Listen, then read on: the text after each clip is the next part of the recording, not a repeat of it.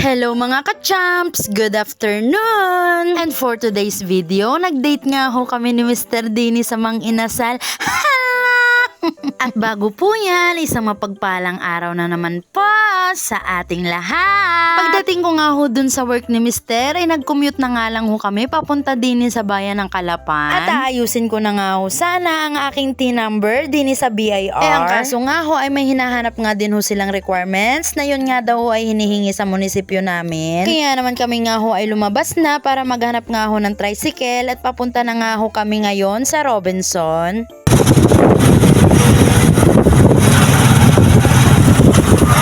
At pagkakadating nga ho namin ay saktong nasa entrance na nga rin ho ang Mang Inasal. At saktong tanghalian na nga rin ho at hindi pa nga rin ho kami kumakain pati si Mr. Kaya naman pumasok na nga ho kami din. At may binubulong nga ho si Tutoy sa kanyang daddy, Jollibee daw. At ang sabi nga ho ng daddy sa kanya ay saka na nga ho mag-Jollibee at lagi na nga hong Jollibee. At talaga namang walang kasawaan sa Jollibee ang batang yaan. At pinaliwanagan ko nga rin ho siya na dini nga ho nakain si Charis. Kaya naman tumigil agad sa pangungulit sa kanyang daddy nung malaman niya. Kaya naman mga ka-champs, arat na, kain na.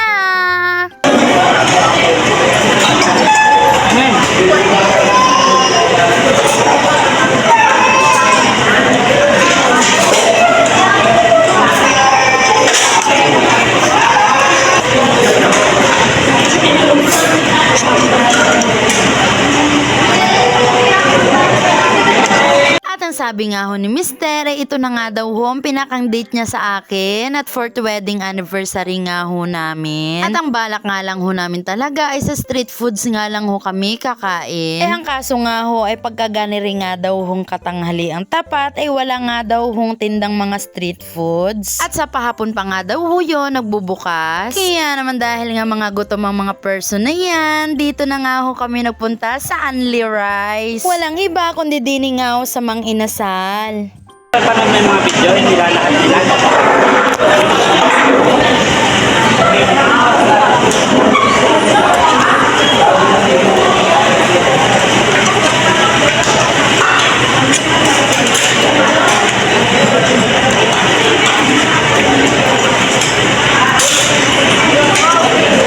Sarap nga ho sa pakiramdam pagkagana ring kompleto nga ho ang pamilya. Sama-sama sa hirap man o ginhawa. Meron ho kasi dyan na hindi marunong makontento sa kanilang mga asa-asawa at naghahanap pa nga ho ng iba. Ano pag ang hinahanap sa iba? May putahi ka na.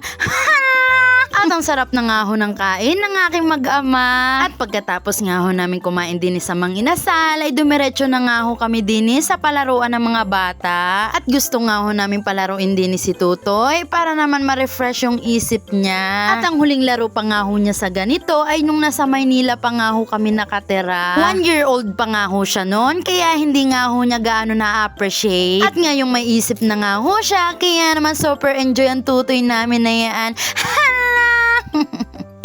Cut! At dini naman nga ho siya umakyat papunta nga ho dun sa sliding. Go! Slide! Go! Sige! Lakad! Go!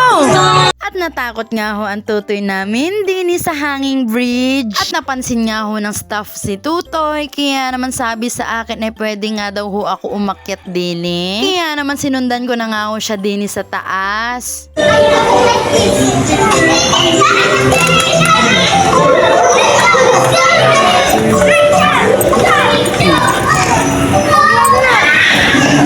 At may nakita nga hong butas din si Tutoy at tinatawagan nga ho niya ang kanyang daddy.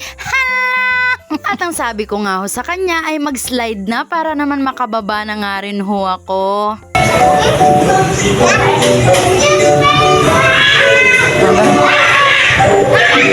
Wait lang nga bago ka mag-slide, wait lang.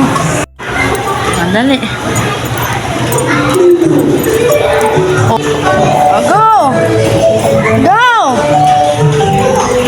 Oh! talaga namang super enjoy yung batang ari. Ganyan ho talaga pagka minsan lang lumabas ng hawan. Hala!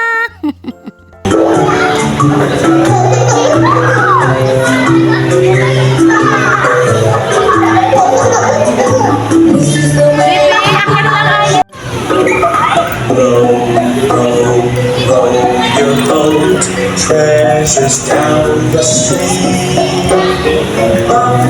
Wala ga. Ang galing. At talaga namang ang daming nga ho ditong palaruan ng mga bata.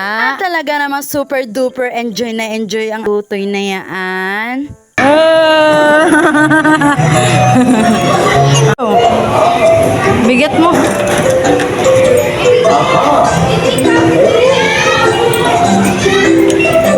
At wala nga hong katuwang diyan si Tutoy sa siso. Kaya naman kamay ko na nga lang ho ang ginamit ko. At tinry naman nga ho niya na siya nga lang ho mag-isa din sa slide. At nang makita nga ho niyang may mga kasunod na nga ho siya, nag-aalangan nga ho siyang mag-slide. At medyo natatakot pa nga ho siya, kaya naman sa sobrang hiya na nga ho niya, nag-slide na nga ho siya. Slide! Slide! Dali! Ano ga?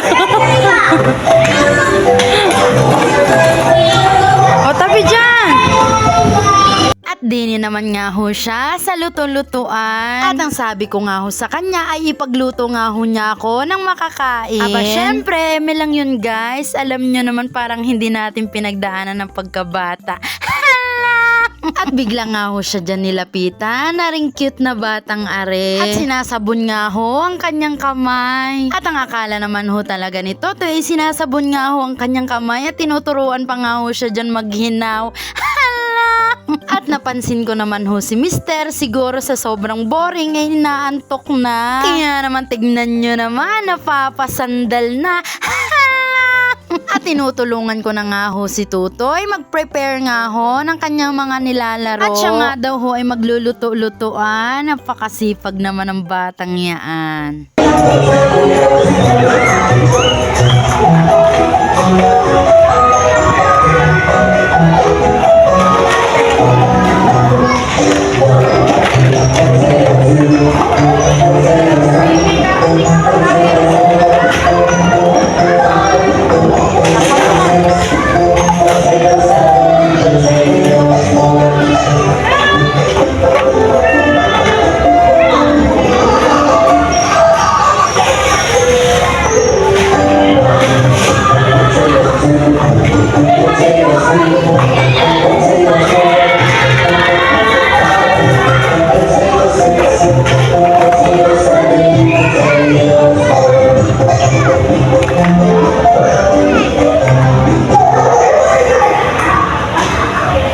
Talaga naman sobrang high-tech na nga ho ng panahon natin ngayon. Samantalang kami nga ho dati ng mga kabataan namin, pag nagbabahay-bahayan nga ho kami, dahon lamang nga ho ng saging ang ginagamit namin. At mga balat-balat naman ho ng mga chichirya nagsisilbing paninda namin. At ang aming mga pera-perahan ay dahon, balat ng candy at mga tansa. Na ang tawag nga ho din sa Mindoro ay kitchi. At yun nga lang ho ang mga nilalaro namin ng aming mga kabataan. Kaya naman sobrang sarap balikan. Ibang-iba na nga ho sa henerasyon natin ngayon, na ang ibang kabataan ay puro na cellphone ang hawak. At nakatulog na nga ho si Mister habang kami nga ho ay nag-e-enjoy din eh. Hala! Abay sige, matulog ka lang dyan. Mamaya pagkagising mo, sarado na ang Robinson. Char!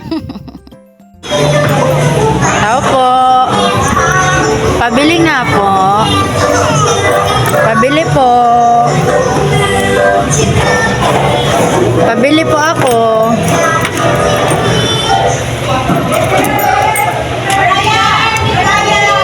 Talong. What is this? Eggplant. Eggplant.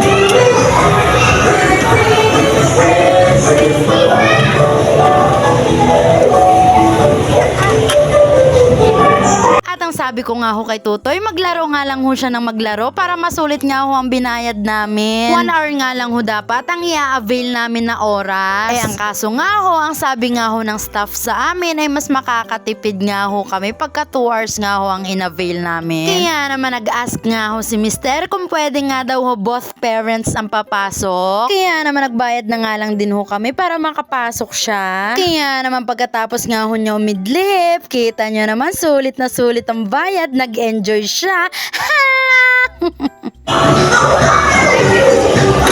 Oh. Sabunin mo ang kamay ng daddy. Sabunin mo ang kamay ng daddy. Sabunin mo. Asan ang sabon? Asan ang sabon?